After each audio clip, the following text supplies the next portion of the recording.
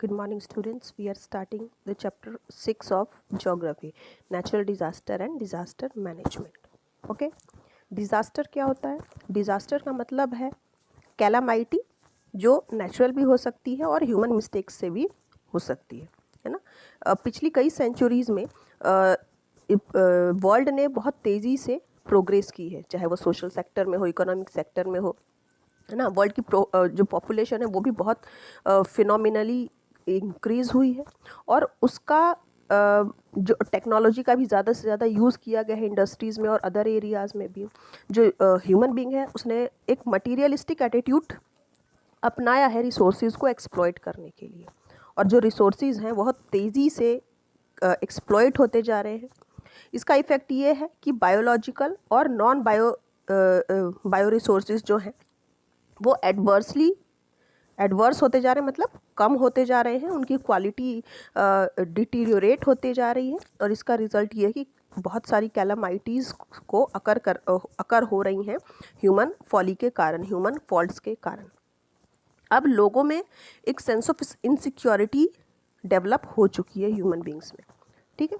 तो डिज़ास्टर को हम एक कैलामाइटी कह सकते हैं, जो नेचुरल भी हो सकती है और ह्यूमन मिस्टेक से भी अकर हो सकती है। इसका रिज़ल्ट ये जो डिज़ास्टर्स हैं इनका रिज़ल्ट ये होता है कि ज़्यादा से ज़्यादा लोगों की लाइफ्स और नेचुरल रिसोर्सेज का लॉस होता है, और अल्टीमेटली पीपल को सफ़र करना पड़ता है, ठीक है।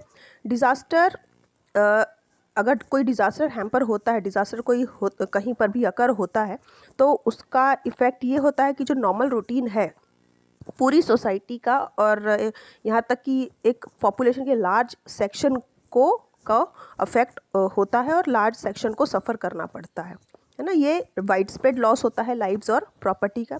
डिज़ास्टर जो है सोसाइटी को एडवर्सली अफेक्ट करते हैं, और जो उसके लिए फिर उसको इन कॉजेज़ को, इन प्रॉब्लम्स को सॉल्व करने के लिए एक्सटर्नल असिस्टेंस की भी ज़रूरत पड़ती है, ठीक है। तो हम कह सकते हैं कि डिज़ास्टर जो है ये मटीरियलिस्टिक इकोनॉमी का ही एक कॉन्सिक्वेंस है, जो बढ़ती हुई पॉपुलेशन और अननेसेसरी जो छेड़छाड़ है नेचर के साथ, जो इंटरफेरेंस है, उसके कारण अकर होते हैं।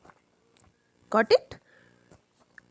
Now why are disaster a danger? Disaster को हम एक डेंजर या फिर खतरे के रूप में क्यों देखते हैं? इसमें एक एग्जाम्पल दिया हुआ है कोस्टल उड़ीसा का। ये एग्जाम्पल पढ़ के आप समझ जाओगे कि ये खतरा क्यों होता है ह्यूमन लाइफ के लिए, है ना। कोस्टल उड़ीसा में एक बहुत ही तेज स्टॉर्म प्रोन हुआ इंडिया के उड़ीसा में 29 अक्टूबर 1999 को। ये एक डिज़ास्टर स्टॉर्म था जो डेंसली पॉपुलेटेड कोस्टल डिस्ट्रिक्ट में अकर हुआ था उड़ीसा में, जिसकी स्पीड 300 किलोमीटर पर आवर थी, और ये 2 दिन से ज़्यादा यहाँ पर बारिश लगातार होती रही। स्टॉर्म भी था और बारिश भी लगातार हो रही थी, लगातार 2 दिन तक बहुत heavy rain. 10 metres high stormy waves rise हो रहे थे सी से, और ये एंटर हो गए थे उड़ीसा के इंटरनल एरियाज़ में लगभग 20 किलोमीटर्स अंदर तक। इसका रिज़ल्ट ये हुआ कि एक बहुत बड़ा एरिया जो था वो इनअंडेटेड हो गया, मतलब एक बहुत बड़ा एरिया खाली हो गया, है ना। Man, cattle, houses, trees, crops, ये सब वहाँ से क्लीन हो गए, सब डिस्ट्रॉय हो गए।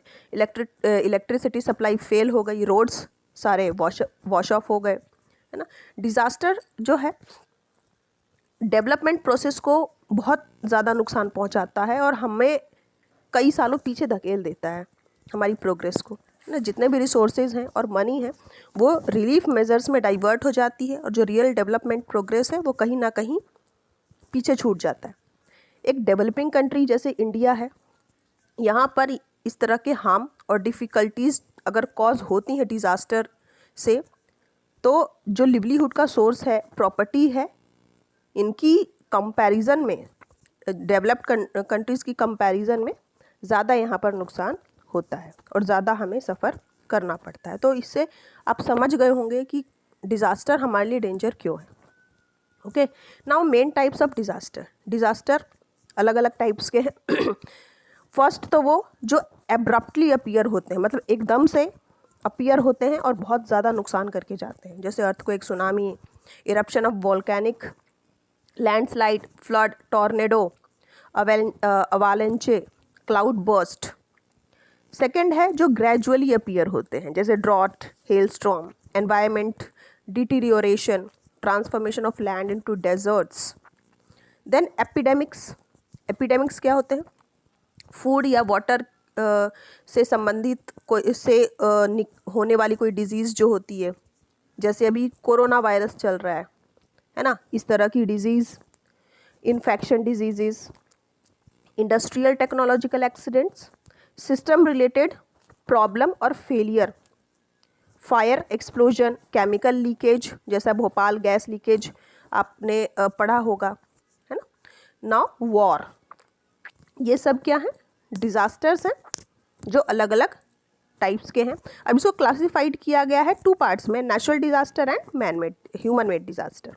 ठीक है, नेचुरल डिज़ास्टर में ड्रॉट, ऐसे डिज़ास्टर्स होते हैं जिनमें ह्यूमन बीइंग का कोई हाथ नहीं होता है ना, वो नेचुरली अकर होते हैं, जैसे drought, flood, earthquake, landslide, tsunami. ये सारे इंसिडेंट्स जो हैं वो नेचुरली अपीयर होते हैं और इनका इफेक्ट बहुत ज़्यादा डिज़ास्ट्रस हो सकता है।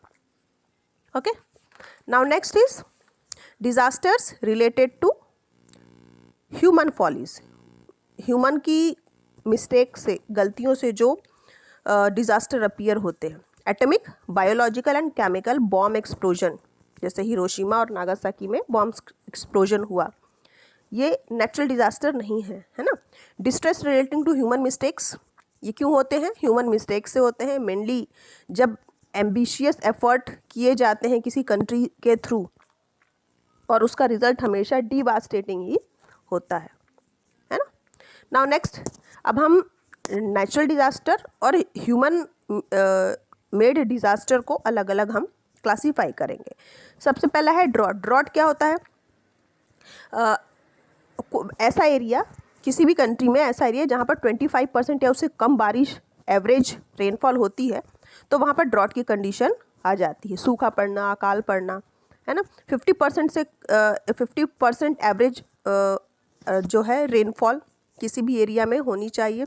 उससे कम अगर लगातार 2 सालों तक हो रहा है ऐसा कि 50% से भी कम रेनफॉल लगातार 2 सालों तक हो रहा है, तो फिर ड्रॉट कंडीशन वहाँ पर सिचुएशन अपीयर होने लगती है।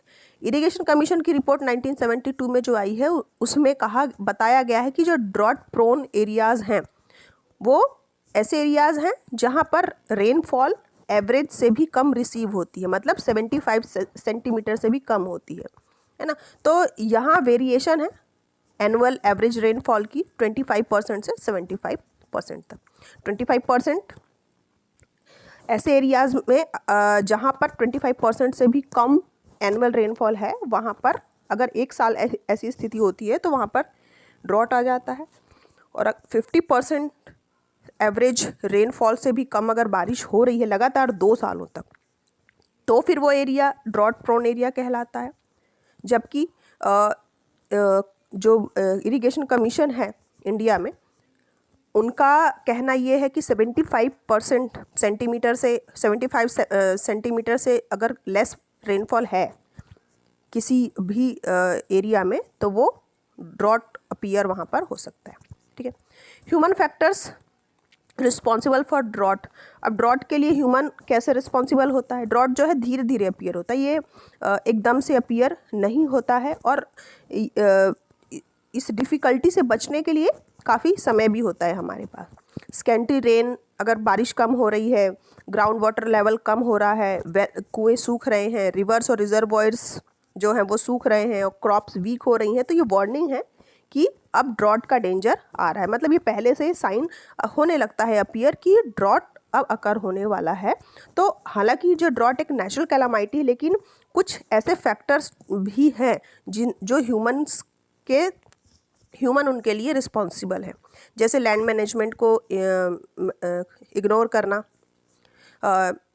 ट्रेडिशनल सोर्सेज ऑफ इरिगेशन जैसे टैंक्स हैं, वेल्स हैं, रिजर्वॉयर्स हैं, है ना, इन ट्रेडिशनल सोर्सेज को इग्नोर करना, कम्युनिटी फॉरेस्ट को डिस्ट्रक्ट करना, नेचुरल वाटर रिसोर्स अगर ड्राइड अप हो रहे हैं फॉरेस्ट के डिस्ट्रक्शन के कारण, है ना, क्योंकि अगर फॉरेस्ट नहीं होंगे तो इनसफिशिएंट रेन होगी, और अगर रेन सफिशिएंट नहीं है तो ग्राउंड का वाटर लेवल जो है अपने आप कम होता जाएगा, और वाटर लेवल रिवर्स में भी कम होता जाएगा।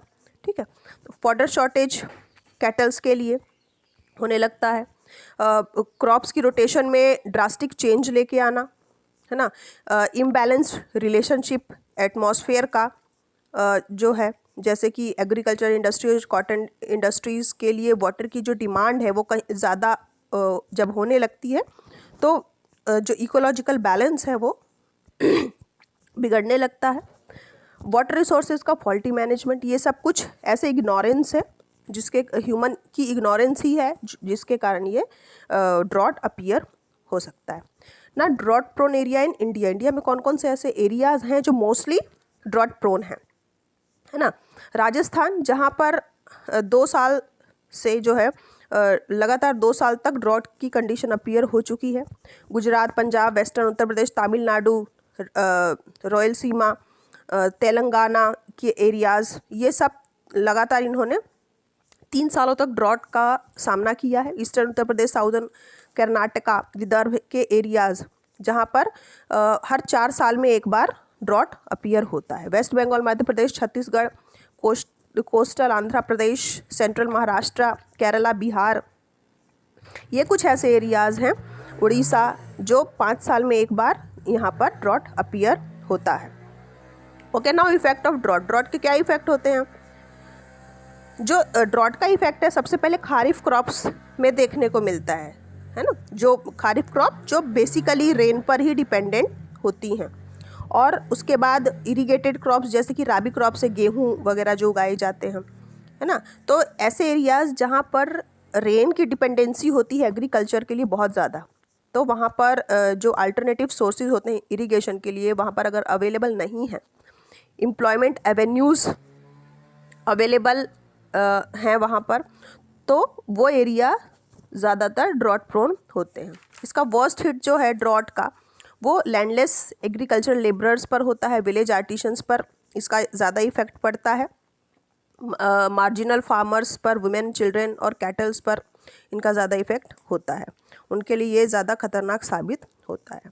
नेचुरल डिज़ास्टर के अलावा जो है ये इंफ्रास्ट्रक्चर को भी जो है नुकसान पहुंचाते हैं। ड्रॉट जो है जो पीपल हैं वो लॉन्ग डिस्टेंस तक ट्रैवल करने के लिए मजबूर हो जाते हैं, वो क्योंकि उनको वाटर की सप्लाई नहीं हो पाती है लोकल एरिया में, तो बहुत दूर दूर तक उन्हें जाना पड़ता है पानी के लिए। क्रॉप्स की फेलियर एक नॉर्मल कॉन्सिक्वेंस है ड्रॉट में, लेकिन जो दूसरे वेजिटेशन है उनको भी नुकसान पहुंचता है साथ में। जो और भी दूसरा जो बैड इफेक्ट है ड्रॉट का, वो है क्रॉप्स का फेल होना, मिल्क प्रोडक्शन का पर एडवर्स इफेक्ट पड़ना, फ्यूल की शॉर्टेज होना, इलेक्ट्रिसिटी जनरेशन की शॉर्टेज होना, और उसकी डिमांड से कम वो सप्लाई होना, अनएम्प्लॉयमेंट इंक्रीज़ होना, वाटर की स्कैरसिटी, बायोलॉजिकल डाइवर्सिटी का पर एडवर्स अफेक्ट होना, नेचुरल ब्यूटी अफेक्ट होना, water level, ground water level का कम होना, डिजीज़, डेथ रेट इंक्रीज़ होना, पावर्टी इंक्रीज़ होना, स्टैंडर्ड लिविंग का लो होना, सोशल डिस्टर्बेंस और माइग्रेशन, ये कुछ ऐसे प्रॉब्लम्स हैं जो नेचुरल डिज़ास्टर के कारण अकर होते हैं। ठीक है, तो ड्रॉट को मिनिमाइज़ कैसे किया जा सकता है?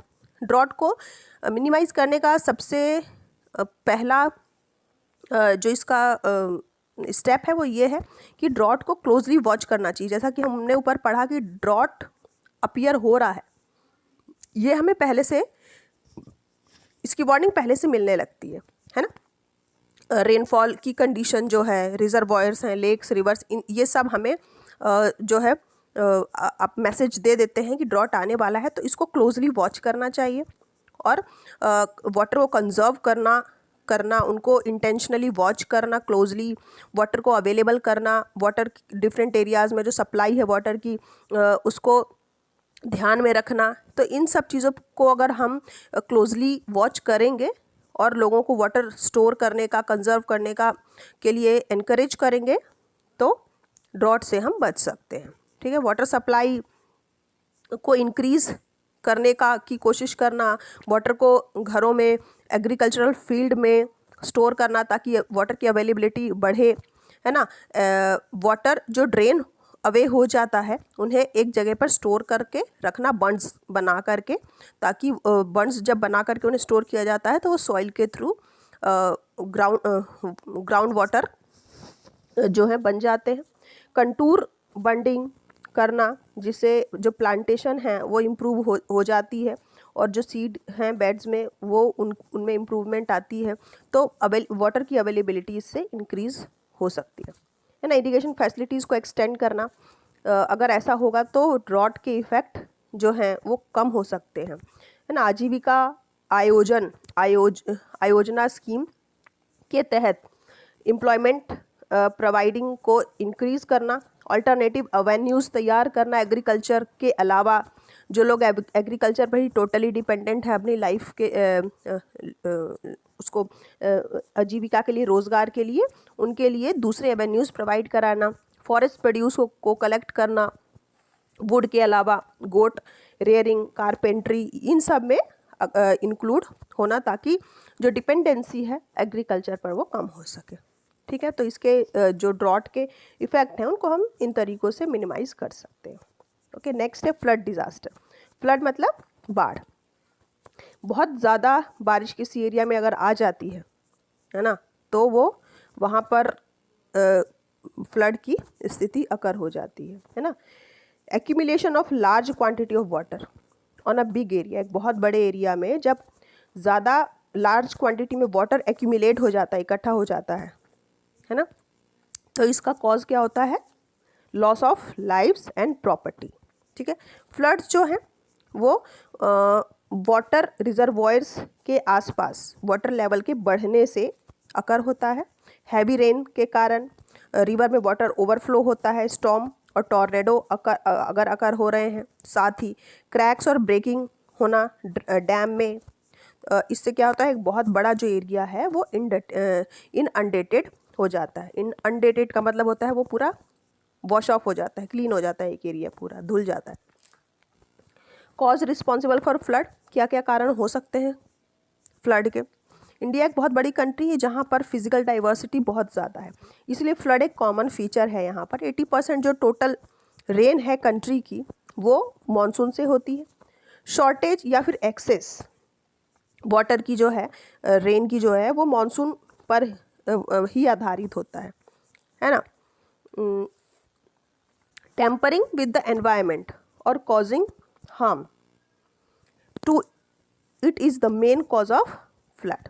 ठीक है, एनवायरनमेंट का जो टेम्परेचर है, टेम्परेचर जो है वही रेन के लिए टेम्परेचर का जो बैलेंस है वही बारिश रेन बेयर करने के लिए रिस्पॉन्सिबल होता है।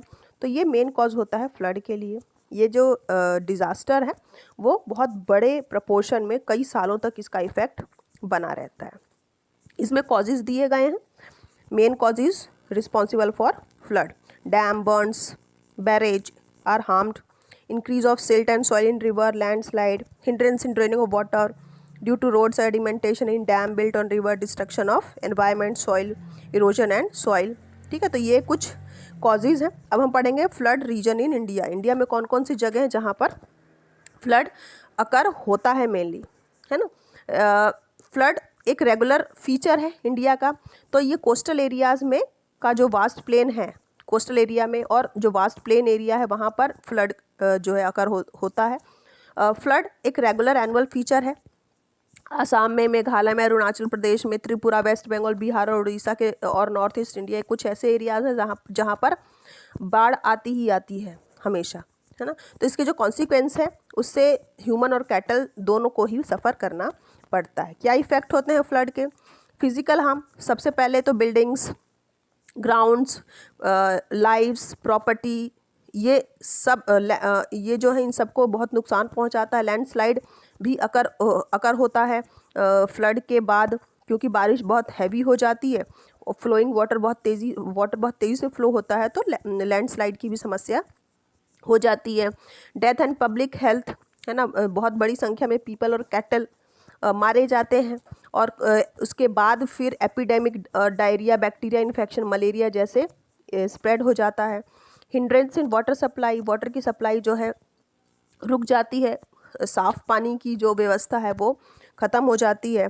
क्रॉप एंड फूड सप्लाई, है ना, फील्ड जो है पूरी तरीके से इनअंडेटेड हो जाते हैं, तो जो ग्रेन के गोडाउन्स हैं उनको भी नुकसान पहुंचाता है और फूड ग्रेन जो है वो पूरा ही डैमेज हो जाता है। Change in soil structure, soil को काफ़ी लंबे समय तक सफ़र करना पड़ता है, जो सॉइल है वो सॉल्टी हो जाता है जब फ्लड आता है तो, ठीक है। इसमें एक एग्जांपल दिया हुआ है 2000 में जो फ्लड अकर हुआ था वेस्ट बंगाल में, इसमें लगभग 80,000 हाउसेस को नुकसान पहुंचा था और 295 करोड़ का नुकसान हमारे देश को झेलना पड़ा था। ओके, तो फ्लड के इफ़ेक्ट को मिनिमाइज़ कैसे कर सकते हैं हम? अपर एरियाज़ में जो रिजर्वॉयर्स हैं, है ना, हाँ, उनको सेव करना। जो जितने भी रिजर्वॉयर्स हैं उनको हमें कोशिश करना कि वो रिवर से अपर एरियाज़ में बनाए जाएं। छोटे छोटे डैम्स कंस्ट्रक्ट करवाया जाना चाहिए जो भी ट्रिब्यूटरीज़ हैं, और पॉसिबल करना चाहिए कि जो फ्लड है वो मेन रिवर में कम से कम मिनिमाइज़ कम से कम अकर हो, तो इसको हम मिनिमाइज़ कर सकते हैं। डेंस प्लांटेशन करना चाहिए, ज़्यादा से ज़्यादा पौधे लगाना चाहिए कैचमेंट एरियाज़ में जो रिवर के आसपास के एरियाज़ हैं। प्लेन्स में वाटर को हम रिजर्वॉयर्स में स्टोर कर सकते हैं, और या फिर जो अनयूज्ड लैंड है वहाँ पर हम वाटर रिजर्वॉयर बना सकते हैं। और जो बंड्स हैं उनकी सेफ्टी की तरफ ध्यान देना चाहिए, समय समय पर जो कोस्ट्स हैं वहाँ पर बंड्स कंस्ट्रक्ट करते रहना चाहिए, उसको रिपेयरिंग उसकी करते रहना चाहिए। टोटल या फिर पार्शियल रिहेबिलिटेशन जो है वो प्रोवाइड कराना चाहिए विलेज के पीपल को, ताकि जो वाटर के समय पर जो बंड्स और जो विलेज एरिया जो सराउंडेड हैं बंड्स के आसपास या रिवर एरियाज़ के आसपास, वहाँ पर रिहेबिलिटेशन का भी एक जो है उनको प्रोवाइड कराना चाहिए, रहने की व्यवस्था। अगर फ्लड आ जाए तो उनको कहाँ पर शिफ्ट किया जाए, है ना। तो encroachment of human settlement on the lands adjacent to the banks of river should be prevented, ठीक है। ह्यूमन सेटलमेंट का एनरोचमेंट जो है वो रिवर बैंक से दूर होना चाहिए ताकि वो बच सके वहाँ से।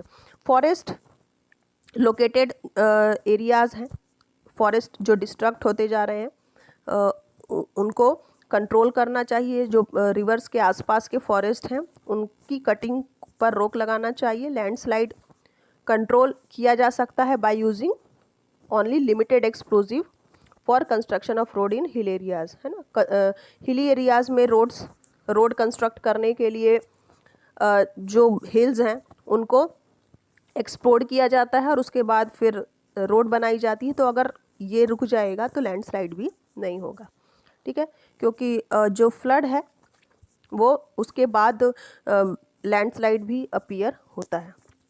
तो कोस्टल एरियाज़ में जो लैंड का यूज़ है उसे उस फ्लड वाले एरिया से काफ़ी दूर पर रखना चाहिए ताकि लाइव्स और प्रॉपर्टी का कम से कम नुकसान हो।